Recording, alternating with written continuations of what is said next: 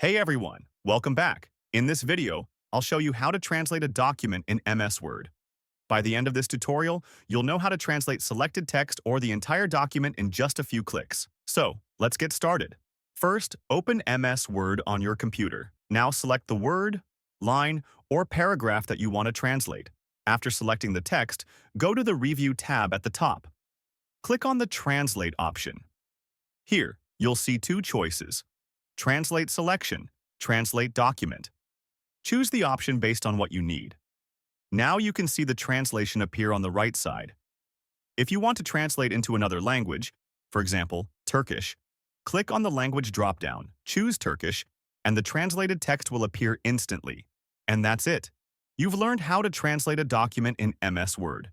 If this tutorial helped you, don't forget to like, share, and subscribe for more MS Word tips. Thanks for watching, and I'll see you in the next video.